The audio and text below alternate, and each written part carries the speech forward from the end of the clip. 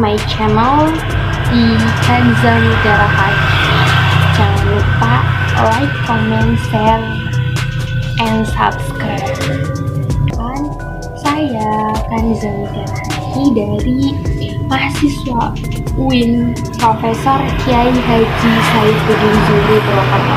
Nah, jadi di video kali ini saya akan membahas tentang materi-materi kebijakan fiskal.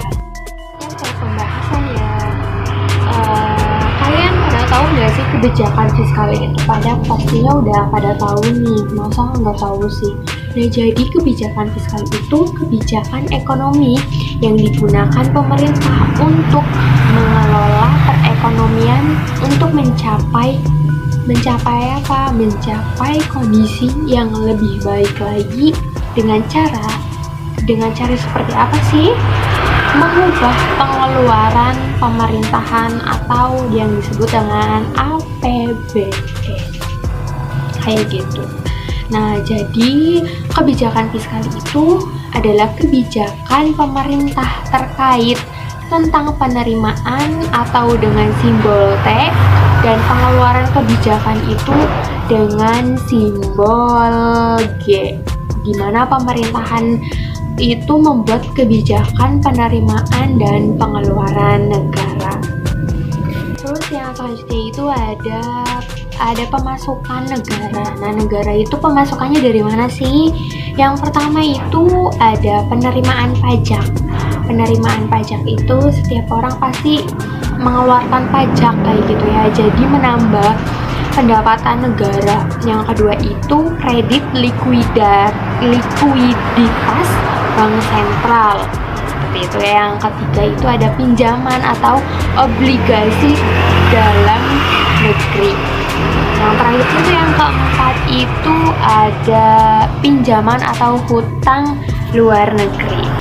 Tadi ada pemasukan, sekarang juga ada pengeluaran.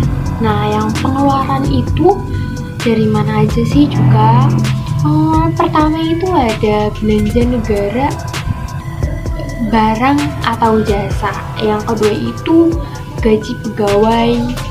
Yang ketiga itu tarif payment atau subsidi. Nah, biasanya subsidi itu untuk masyarakat atau yang kurang mampu, misalnya subsidi kayak bantuan sosial gitu kan, kayak bansos, bagi-bagi sembako seperti itu.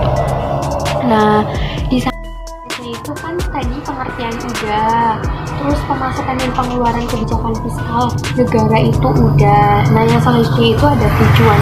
Kenapa sih kebijakan fiskal itu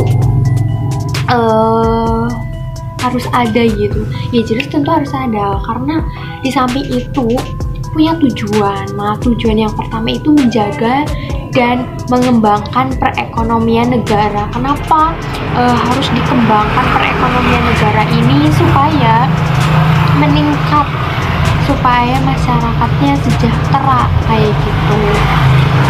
Yang kedua itu meningkatkan kualitas sumber daya manusia atau dengan SDM. Nah, SDM banyak itu semakin meningkat inflasi atau pendapatan negaranya.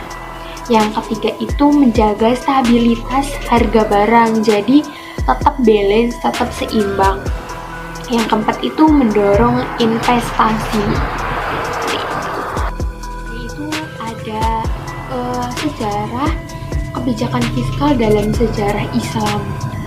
Nah, jadi nggak mungkin dong tiba-tiba kebijakan fiskal itu muncul di era terdahulu sampai sekarang ya, otomatis punya punya latar belakang kayak gitu sejarah. Nah, yang pertama itu kenapa sih kebijakan fiskal itu mungkin ada? Yang pertama, meningkatkan pendapatan nasional dan tingkat partisipasi kerja. Nah, jadi pada saat awal Islam itu ada yang ketika Nabi Muhammad setelah hijrah dari Mekah ke Madinah itu, sehingga kaum muhajirin tidak punya pekerjaan. Nah, otomatis dari kaum Ansor itu kaum yang menetap di Mekah kayak gitu. Dan Muhajirin Ansor dan Muhajirin itu bekerja sama untuk bekerja sama dalam arti kayak mengandung unsur-unsur ekonomi yang untuk meningkatkan pendapatan. Yang kedua itu ada kebijakan pajak. Nah, di mana kebijakan pajak ini menyebabkan terciptanya kestabilan harga dan mengurangi tingkat inflasi. Itu adalah anggaran. Dalam menyusun anggaran itu selalu diprioritasin untuk pembelanjaan yang mengarah kepada kepentingan umum seperti pembangunan infrastruktur, pembangunan jalan raya seperti itu.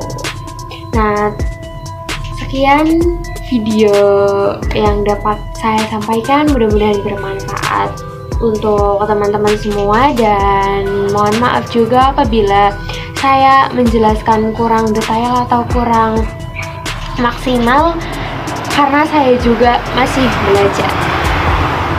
Sekian, wassalamualaikum warahmatullahi wabarakatuh.